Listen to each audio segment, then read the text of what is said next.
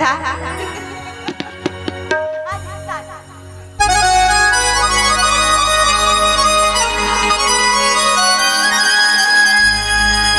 रे रे रे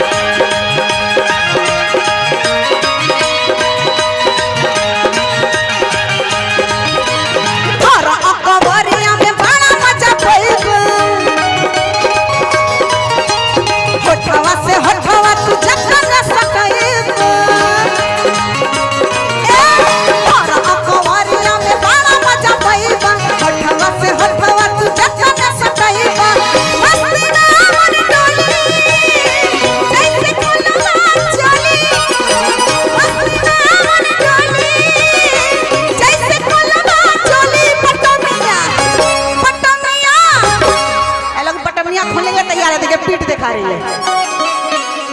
बटन मतलब पीठ दिखाने का मतलब है कि मैं भी एक्टिंग कर रही हूँ डियर। ये मेरा 20 साल का एक्सपीरियंस है। फिकर नॉट। अच्छा देखिए, ये जो अगर बैक हो गई तो समझ लीजिए कि बटन खुलने वाली है। हाथ खोलेंगे कि नहीं? हाथ खोलेंगे? नहीं खोलेंगे? ए बच्चा, जरा इनका जरा दोनों हाथ खोलो, खोलो। कैसे ध्यान से आपको ही बोल रही हूँ। हाँ, मफलर बांधिए, कान में ठंडा लग रहा है। हाँ हाँ जी।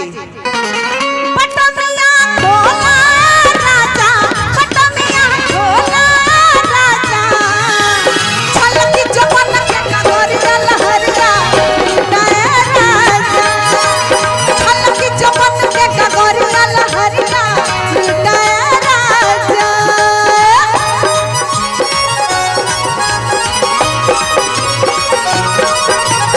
एक तो हर चढ़ जवानी मुंह में आवे पानी, तनी सिखा दो हमरा के पहिया में आवे रानी। एक तो हर चढ़ जवानी मुंह में आवे पानी, तनी सिखा दो हमरा के पहिया में आवे रानी। मन मारे लगी करे हर तुम्हार पानिया, काहे लाला चला ए लहरी छला, ए हो नहीं तो हरा से बची रसदार दुनिया, नहीं तो हरा से बची हमार दुनिया।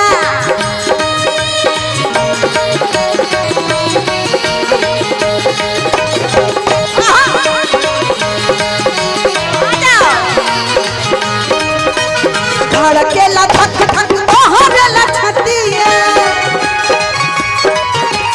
करे करे जतनी प्यार वाली बतिया, धड़केला धक धक तोहरेला छतिया, करे करे जतनी प्यार वाली बतिया।